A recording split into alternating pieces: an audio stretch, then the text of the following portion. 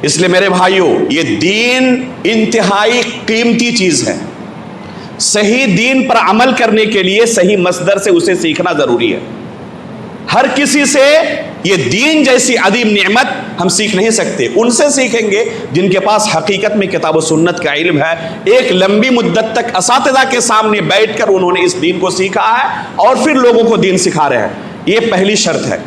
دوسری شرط یہ ہے کہ یہ شخص جو ہمیں دین سکھا رہا ہے اس کا کتاب و سنت کا اصل علم ہونا، اور جو اللہ کے رسول نے اپنے صحابہ کو دین سکھایا تھا اسی دین کا لوگوں کو سکھانا ضروری ہے. اگر وہ اس دین کو بگاڑ کر لوگوں کو سکھائے، دوسرے لفظوں میں اصل دین نہ سکھا کر بدعتیں سکھائے، تو ایسے شخص سے بھی ہم دین نہیں سیکھ سکتے. اللہ کے رسول صلی اللہ علیہ وسلم فرماتے ہیں قیامت کی نشانیوں کو بیان کرتے ہوئے کہ ان من اشراط الساعہ ان یلتمس العلم عند الاصاغر. قیامت کی نشانیوں میں سے یہ ہے کہ یہ دین کا علم لوگ کن سے سیکھیں گے؟ اصاغر سے سیکھیں گے. اصاغر سے مراد کیا ہے؟ عمر کے اندر چھوٹا ہونا نہیں ہے. اصاغر سے مراد اہل بدعت ہے، جو اصل دین لوگوں کو نہیں سکھاتے، بگڑا ہوا دین سکھاتے ہیں، دین کے نام پر اپنی بدعتیں سکھاتے ہیں. صحابہ اکرام کی سیرت آپ پڑھیں. اللہ کے رسول صلی اللہ علیہ وسلم کے ساتھ دنوں رات لگے رہتے اس دین کو سیکھنے کے لیے. انہیں گھر بار بھی دیکھنا ہوتا، ان کے بھی بیوی بچے تھے، تو اپنے کسی ساتھی کے ساتھ باری مقرر کرتے. ایک دن آپ اللہ کے رسول کے ساتھ رہیں، میں گھر بار دیکھوں گا. دوسرے دن میں اللہ کے رسول کے ساتھ رہوں گا، آپ گھر بار دیکھیں. اور جو کچھ اللہ کے رسول سے آپ سنیں مجھے سکھا دیں، میں سنوں گا آپ کو سکھا دوں گا. یہ صحابہ اکرام کی حرص تھی. عبداللہ بن عباس رضی اللہ تعالیٰ عنہ اللہ کے رسول صلی اللہ علیہ وسلم کے ساتھ سائے کی طرح لگے رہتے، یہاں تک کہ اپنی خالہ میمونہ رضی اللہ تعالیٰ عنہ جو اللہ کے رسول صلی اللہ علیہ وسلم کی زوجہ مطہرہ ہے، اپنی خالہ کے پاس رات کو چلے آتے تاکہ اللہ کے رسول رات کو کیسے گزارتے ہیں، کیسی عبادت کرتے ہیں، اپنی آنکھوں سے دیکھیں اور سیکھیں. یہ حرص تھا صحابہ اکرام کا دین سیکھنے کا.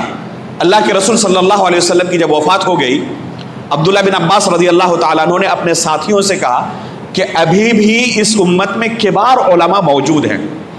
ابو بکر صدیق، عمر فاروق، عثمان غنی، علی بن ابی طالب اور خلفائے راشدین کے علاوہ عشر مبشرہ بالجنہ اور بڑے بڑے صحابہ اکرام ابھی موجود ہیں. چلو ان کے پاس جا کر ہم اس دین کو سیکھنا جاری رکھتے ہیں. ان کے ساتھیوں نے توجہ نہیں دی، ان کا ساتھ نہیں دیا، اکیلے نکل پڑے.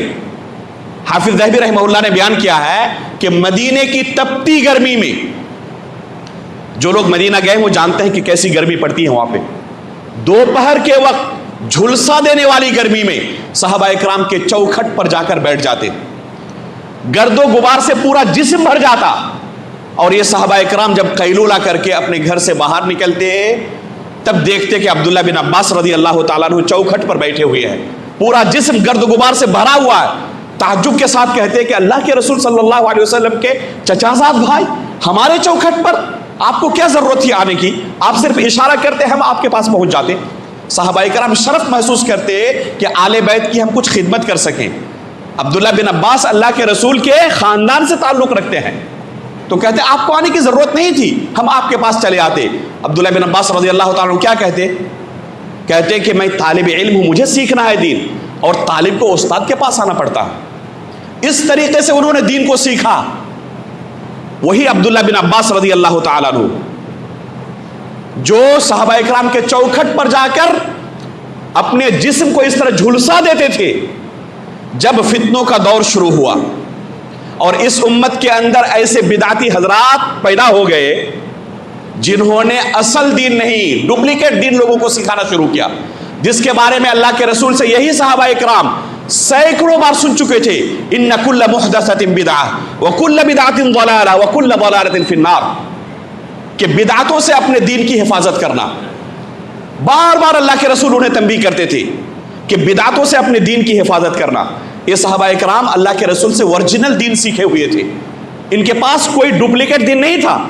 جب انہی صحابہ اکرام کی زندگی میں یہ فتنے ظاہر ہوئے اور بہت سارے بدعتی حضرات بھی ڈپلیکیٹ دین سکھانا شروع کر دیے، تو خود عبداللہ بن عباس کا ایک واقعہ سن لیں، آپ کو اندازہ ہو جائے گا کہ صحابہ کرام اپنے دین کو لے کر کیسے حساس تھے، کیسے احتیاط کرنے والے تھے۔ انہی عبداللہ بن عباس کے پاس صحیح مسلم کے مقدمے کے اندر یہ واقعہ موجود ہے۔ بشیر بن کعب العدوی نام کا ایک شخص آتا ہے اور عبداللہ بن عباس رضی اللہ تعالیٰ عنہ کو اللہ کے رسول کی حدیثیں سنانا شروع کر دیتا ہے۔ عبداللہ بن عباس رضی اللہ تعالیٰ عنہ ان کی طرف توجہ نہیں دیتے، بالکل بھی توجہ نہیں۔ یہ حدیثیں سنا رہے ہیں اور عبداللہ بن عباس ان کی طرف بالکل توجہ نہیں دے رہے۔ کچھ دیر کے بعد جب مایوس ہو گئے، یہ احساس ہوا، کہا عبداللہ بن عباس سے کہ عبداللہ بن عباس آپ کو کیا ہو گیا ہے؟ اللہ کے رسول کی حدیثیں میں آپ کو سنا رہا ہوں اور آپ بالکل سننا نہیں چاہتے۔ اللہ کے رسول کی حدیثیں میں سنا رہا ہوں، کوئی قصے کہانی نہیں سنا رہا ہوں۔ تب عبداللہ بن عباس رضی اللہ تعالیٰ عنہ نے کیا جواب دیا، اس میں ہمارے لیے بہت بڑا درس ہے۔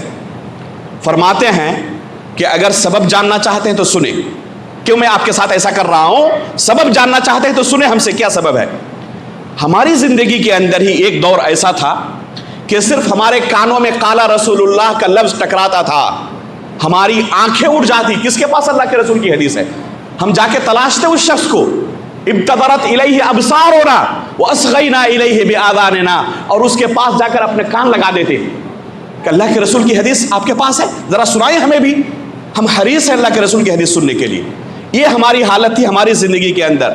لیکن فلما رکب الناس الصعب والذلول، جب سے لوگوں نے علم گلم ہر چیز سکھانا شروع کر دیا ہے، جب اصل دین باقی نہیں رہا، اوریجنل کے ساتھ ڈپلیکیٹ دین بھی مارکیٹ میں آ چکا ہے، اب ہم اپنے دین کو لے کر محتاط ہو چکے ہیں۔ اب ہر ایک سے دین کی باتیں نہیں سنتے، ہم صرف ان سے سنتے ہیں جن کے بارے میں کنفرم ہوتا ہے کہ یہ اوریجنل دین سکھانے والے ہیں۔ کوئی بھی شخص ہمارے پاس آئے دین کی سکھانے کے لیے، ہر ایک سے ہم دین نہیں سیکھتے۔ اب یہ عبداللہ بن عباس رضی اللہ تعالیٰ عنہ کا معاملہ ہے، ان کے پاس اصل دین تھا، اوریجنل تھا۔ جیسے پاس اب سفید کپڑا پہن کے نکلتے ہیں نا، آپ چاہتے ہیں اس پہ کوئی دھبا نہ پڑے، تو یہی صحابہ کرام اصل دین لے کر اللہ کے رسول صلی اللہ علیہ وسلم سے سیکھ کر زندگی گزار رہے تھے۔ یہ چاہتے تھے کہ کسی بدعتی کا کوئی دھبا ہمارے دین پر نہ پڑے، اسی اصل دین پر وفات ہو، فرشتے قبر میں آ کے پوچھے تمہارا دین کیا تھا، تو اصل دین پیش کر دے، نجات مل جائے۔ اور ان بدعتیوں سے بھی دین سیکھیں گے تو بدعتوں کے دھبے پڑ جائیں گے دین کے اندر، اور یہ ڈپلیکیٹ دین اللہ کے رسول کے قبر کے اندر پیش کریں تو اللہ تعالیٰ کے پاس یہ قابل قبول نہیں ہوگا۔